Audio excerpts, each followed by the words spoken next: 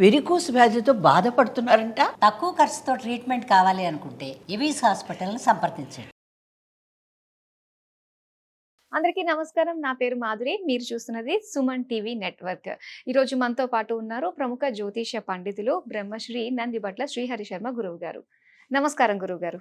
వాగర్థావివ సంపృక్తౌ వాగర్థ ప్రతిపత్తయే జగతః పితరౌ వందే పార్వతీ పరమేశ్వరౌ. ఆదిత్యాయ చ సోమాయ మంగళాయ బుధాయ చ గురుశుక్ర శనిభ్యశ్చ రాహవే కేతవే నమః.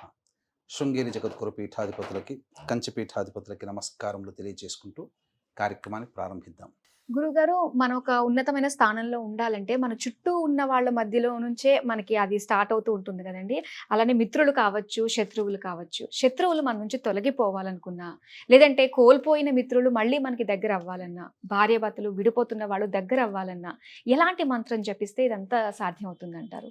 మన సనాతన ధర్మంలో మనం ఎవ్వరిని కూడా ఇబ్బంది పెట్టకుండా అందరూ మనవారే, ఎవరి స్వేచ్ఛగా వారు జీవించి ఉండేటువంటిదే ఈ సనాతన ధర్మం. ఇట్టి సనాతన ధర్మంలో మనం ఎవ్వరి చెడు కూడా మనం కోరుకోము. ఒకరు ఇలా ఉండిపోవాలి, ఇలానే జీవించాలని మనం ఎక్కడ అనం. ఎవరి వ్యక్తిగత స్వేచ్ఛ ఈ యొక్క ధర్మంలో ఉంది కాబట్టి ఈ దేశంలో వందల వేల సంవత్సరాల నుంచి అనేక మతాల వాళ్ళు కలిసిమెలిసి జీవించారు. అంటే ఎక్కడి నుంచో రాలేదు. ఇప్పుడు మనకు ఇదివరకు ఎలా ఉండేది?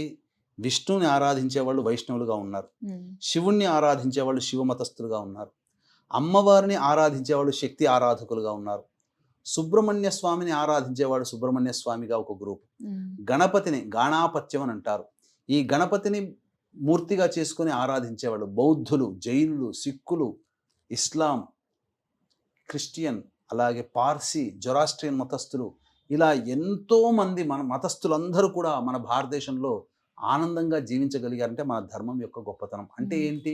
ఇక్కడ ఎవ్వరము కూడా ఒకరి వినాశనాన్ని మనము కోరుకోము. అలాగే మనకు శత్రువులు అనేటువంటి వాళ్ళు ప్రతి పనులలో కూడా ఉంటుంటారు. కానీ ఆ శత్రువు ఇబ్బంది పడాలని కానీ, లేకపోతే ఆ శత్రువు సంహరింపబడాలని కానీ మనం కోరుకోము. కానీ అట్టి శత్రువుని కూడా మిత్రునిగా చేసుకునే ఉపాయమే ఆలోచిస్తాము. ఆ శత్రువుని కూడా మన పక్కన పెట్టుకొని మనము మిత్రులుగా చేసుకోగలుగుతాం. ఇది మనకు అనాదిగా వస్తున్నటువంటి సంస్కృతి సాంప్రదాయాల్లో భాగంగా. కాబట్టి ఇప్పుడు మనం ఏదైతే మనకు చుట్టుపక్కల మనకు తెలియకుండా మనకు శత్రువులు, ఇంటర్నల్ ఎనిమీస్ అంటారు, తెలియని శత్రువులు మన చుట్టుపక్కల మనకు బాగానే నవ్వుతూ కనిపిస్తుంటారు, మాట్లాడుతూ ఉంటుంటారు, ఏదో అన్ని విషయాలు మనతో ముచ్చటిస్తుంటారు, కానీ వెనకాల మన గురించి గోతులు తవ్వే వాళ్ళు ఉంటారు. అటువంటి వాళ్ళు కొంతమంది మనకు ధైర్యంగానే బాహాటంగానే ఎదురెదురుగా కూర్చొని ఇబ్బంది పెడుతూ ఉండేటువంటి వాళ్ళు ఉంటారు, మాటల ద్వారా చేతుల ద్వారా.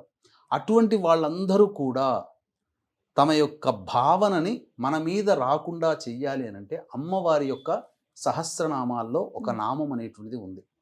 ఆ నామము జపించడం ద్వారా శత్రువులు ఏమీ సంహరింపబడరు, అంటే ఏం నాశనం కారు.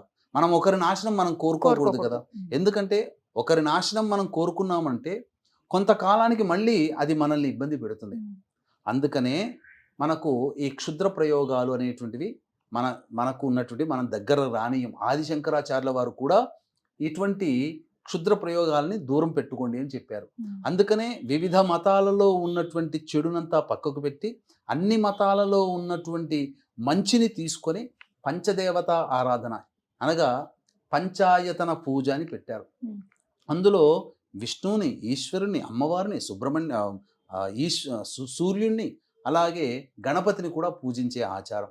5 దేవతల్ని, 5 రకాల మతాల వాళ్ళు 5 రకాల దేవతల్ని ఒకచోట చేర్చి పంచాయతన విధానం అని చెప్పి అన్ని దేవతల యొక్క అనుగ్రహాన్ని పొందే విధంగా ఈ పూజా విధానాన్ని మనకు అలవర్చారు. అదే దక్షిణాచార ప్రకారం.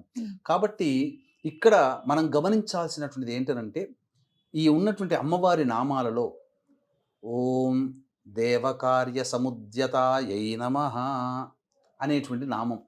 ఈ నామాన్ని కంటిన్యూస్గా రోజుకి 108 సార్లు కానీ చేసుకున్నట్లయితే ఒక మండలం రోజుల్లోనే దీని ప్రభావం మనకు ఎలా తెలుస్తుందనంటే మనకు వెనకాల ఉండి గోతులు తవ్వే వాళ్ళ ఆలోచనలు తగ్గిపోతాయి. అంటే మన మీద కాన్సన్ట్రేషన్ చేయలేనంత బిజీగానైనా అయిపోతారు వాళ్ళు. ఓకే. లేకపోతే మనకెందుకులే వాళ్ళ జీవన వాళ్ళు ఉండనండి, వాళ్ళేందో వాళ్ళు చేసుకునేయండి అని సైడ్ అయిపోతారు. అంతే తప్ప మన మీద కాన్సన్ట్రేషన్ చేసి మన పనులను చెడగొట్టే విధంగా ఆలోచనలు మాత్రం చెయ్యలేరు. ఈ మంత్రం అనేటువంటిది వ్యక్తి నాశనాన్ని కోరుకోదు, ఆ వ్యక్తి యొక్క చెడు ఆలోచనలని తగ్గిస్తుంది. అందుకనే మనకు ఈ సంబంధించినటువంటి అరణ్య పర్వం, మహాభారతంలో అరణ్య పర్వంలో ఏం చెప్పబడి ఉందనంటే, మంచిని కాపాడేటువంటివన్నీ కూడాను దేవతల యొక్క విషయంగా, చెడునన్నింటినీ కూడాను రాక్షసులుగా చెప్పబడి ఉంది. కాబట్టి కౌరవులంతా రాక్షసులు, పాండవులంతా దేవతల పటాన ఉన్నటువంటి వాళ్ళని చెప్పడం జరిగింది. కాబట్టి ప్రతిరోజు నియమంగా లేకుండా ఈ అమ్మవారి నామాన్ని ఓం దేవకార్య సముద్యతాయై నమః అనే నామాన్ని రోజుకి 27 సార్లు జపం చేసుకుంటే ఆ రోజు మనకు చుట్టుపక్కల ఉన్న వాళ్ళందరూ కూడా స్నేహితులు అవుతారు. వాళ్ళ చెడు ఆలోచనలు మన మీద పనిచేయవు. అన్నిటికంటే ముఖ్యంగా దంపతులు మధ్య ఉన్నటువంటి విభేదాలు కూడా తొలగిపోతాయి.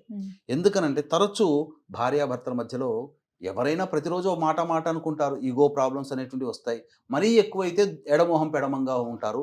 ఇంకా ఎక్కువగా అయితే ఎవరి పనులలో వాళ్ళు ఉంటారు, ఎవరి పనులు వాళ్ళు కలగజేసుకోరు. ఇంకా దాంపత్య దోషాలుంటే విడిపోయే పరిస్థితికి వస్తుంది. కానీ అంతటి స్థితి రాకుండా ప్రతిరోజు కూడాను ఎవరి మీద వాళ్ళు అంత కాన్సన్ట్రేషన్గా ఉండకుండా ఎవరి పనుల్లో వాళ్ళు ఉంటూ ఒకరినొకరు గౌరవించుకోవాలి దంపతులు అనంటే ఈ నామాన్ని కనీసం ప్రతిరోజు దంపతులు ఇరువురు కనుక 27 సార్లు కనుక చేసుకుంటే తప్పకుండా ఆ నామ ప్రభావం వలన స్నేహితులుగా కలకాలం చిలకా గోరింకల్లా దంపతులు ఉంటారు అని చెప్పవచ్చు.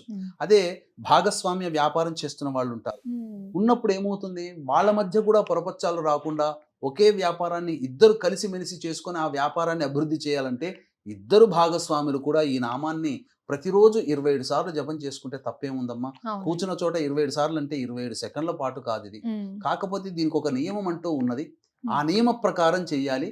ఏంటి ఆ నియమం అంటే వీక్షించేటువంటి ప్రేక్షకులు కూడా గమనించాల్సినటువంటిది, ప్రతి వ్యక్తికి కూడాను జాతకరీత్యా అనేక రకాలైనటువంటి దోషాలు ఉంటాయి. అందులో విద్యపరంగా, వివాహ, ఉద్యోగ, దాంపత్య, సంతాన, అనారోగ్య సమస్యలు, ముఖ్యంగా శనిదోష ప్రభావాలు అనేటువంటివి ఉంటాయి. శత్రు సమస్యలు ఎక్కువగా ఉంటాయి. కాబట్టి ఇటువంటి దోషాల నివారణకి సర్వదోష నివారణ పూజలు, హోమాలు అనేటువంటివి ఒక్కొక్క నెలలో ఒక్కొక్క పుణ్యక్షేత్రంలో మీ గోత్రనామాదులతో చేయించడం జరుగుతుంది. అవకాశం ఉన్న వాళ్ళు కార్యక్రమ తదనంతరం కాంటాక్ట్ చేసి ఆ యొక్క గోత్రనామాలు ఏ విధంగా నమోదు చేసుకుని సభ్యులుగా చేరాలో వాటి వివరాలు తెలుసుకోవచ్చు. చక్కగా ప్రతి నెల వీడియోలు మీకు వచ్చి చేరడం జరుగుతుంది. తద్వారా అన్ని విధాలుగా మీకు ఉపశమనం లభిస్తుంది. జాతకరీత్యా ఉన్న దోషాలు తొలగిపోతాయి. ముఖ్యంగా మీరు మీ కుటుంబ సభ్యులు ఆరోగ్యంగా ఉండడం కోసం, అపమృత్యు గండ దోషాలు తొలగిపోవడం కోసం మృత్యుంజయ హోమం ఖచ్చితంగా చేయించడం జరుగుతుంది. కాబట్టి ఈ అమ్మవారి నామాన్ని ప్రతిరోజు జపించేటప్పుడమ్మా అమ్మవారికి ఎంతో ప్రీతికరమైనటువంటి బీజాక్షరాలు ఓం ఐం హ్రీం శ్రీం, ఓం ఐం హ్రీం శ్రీం దేవకార్య సముద్యతాయై నమః అనే ఒక నామాన్ని ఈ విధంగా గనక చేసుకుంటే తప్పకుండా వాళ్ళకున్నటువంటి శత్రుత్వ భావనలు తొలగిపోయి మిత్రులవుతారు. అలాగే దంపతులు కలిసిమెలిసి ఉంటారు. భాగస్వామ్య వ్యాపారస్తులు ఆనందంగా కలిసి వ్యాపారాన్ని అభివృద్ధి చేసుకుంటారు. అంతేకాకుండా భాగస్వామ్యము అనంటే ఇక్కడ కేవలం దంపతులు లేకపోతే వ్యాపారంలో చేసేవాళ్ళు కాకుండా మనం ఏ రోజు పని చేస్తుంటామో ఆ పనికి మనకు సహాయం చేసేవాళ్ళు, ఆ రోజుకి మనతో ఎవరైతే కలిసిమెలిసి ఉంటారో ఆ రోజు వరకు ఉండే వాళ్ళందరూ మన యొక్క పనులలో భాగస్వాములు. కాబట్టి మనం చేసే ప్రతి పనులలో ఎదుటి వాళ్ళ యొక్క సహాయ సహకారాలు సంపూర్ణంగా ప్రేమతో, వాలంటరీగా ప్రేమతో రావాలి అనంటే ఈ నామాన్ని పొద్దున్నే లేచి స్నానం చేయగానే ఓం ఐం హ్రీం శ్రీం దేవకార్య సముద్యతాయై నమః అనే నామాన్ని 27 సార్లు జపం చేసుకోండి. అంతకంటే ఎక్కువ అవసరం లేదు. పైసా ఖర్చు లేనటువంటిది.